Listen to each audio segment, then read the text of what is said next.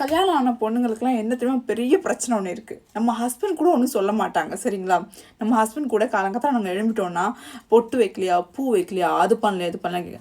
நம்ம மாமியார் வீடு இருக்கு இல்லையா, அவங்க காலங்காத்தாலேயே வீடியோ கால் பண்ணிவிடுவாங்க. நாங்கள் அப்ரோடில் இருக்கிறதால காலங்காத்தாலே வீடியோ கால் பண்ணிட்டு கேட்பாங்க, என்னம்மா பொட்டு வைக்கலையான்னு கேட்பாங்க. ஸோ அதனாலே வந்து நான் பெட்டுக்கு பக்கத்துலேயே ஒரு பொட்டு பேக்கெட் வச்சுருக்கேன் இந்த மாதிரி சரிங்களா. இதை வச்சுருவேன் தூக்கி வச்சா வீடியோ கால் வந்தால் கூட பொட்டுலாம் வச்சுட்டு தான் அப்படி தான் இருக்கான்னு சொல்லி நினச்சிருவாங்க. ஆனால் வெள்ளிக்கிழமை ஆச்சுன்னா கோயிலுக்கு போனீங்களான்னு கேட்பாங்க. எங்களுக்கு நேரம் இருக்கும், நேரம் இருக்காது. ஸோ இங்கே பார்த்தீங்கன்னா வேலைன்னு சொல்லி வேலைக்கே ஓடிட்டுருப்போம் நாங்கள். ஸோ டைம் கிடைக்காது. ஆனாலும் நான் சொல்லிக்கிறது, இப்போ தான் கோயிலுக்கு போயிட்டு வந்தேன்னு சொல்லிட்டு. இப்போ நான்வெஜ்ஜாக வெஜிடேரியனா, இங்கே இருக்கிற லைஃப் வந்து வேறு. ஸோ இங்கே வந்து வெஜ்ஜுன்னு சொல்லி பார்த்து சாப்பிட முடியாது. ஸோ டைமிங் எங்களுக்கு ரொம்ப லிமிட்டாக இருக்கும். ஸோ எதனாலும் சாப்பிட்டு தான் போகணும். ஸோ அதனாலே நான் சொல்லிக்கிறது, வெள்ளிக்கிழமைனா வெஜ்ஜு தான், செவ்வாய்க்கிழமைனா வெஜ்ஜு தான் சொல்லிக்கிறது. நான் என் ஹஸ்பண்ட்கிட்டே சொல்லி வச்சுருக்கேன், ஒழுங்காக நான் சொல்கிற மாதிரி சொல்லி வச்சிடணும். வெள்ளிக்கிழமைனா வெஜ்ஜு தான் சாப்பிட்றேன்னு சொல்லு, என்னது வெனிஸ்டே ஆனாலும் வெஜ்ஜு தான் சாப்பிட்றேன்னு சொல்லுங்கன்னு சொல்லுவேன்.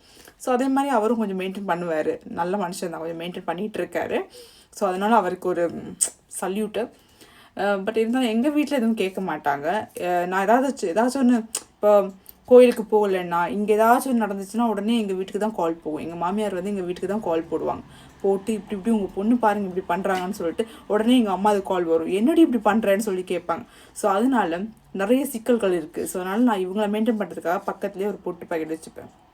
பார்த்தீங்களா, இந்த ஸ்டிக்கர் போட்டு வாங்கி வச்சுக்கிட்டீங்கன்னு நினச்சிக்கோங்க. அவங்க கேட்டால் கூட நீங்கள் பட்டுன்னு வச்சிடலாம். ஸோ இதெல்லாம் வந்து கஷ்டம்தான் மெயின்டைன் பண்ணுறது. என்ன பண்ணுறது, பண்ணி தான் ஆகணும். பொண்ணாக பிறந்துட்டோமே, என்ன பண்ணுறது.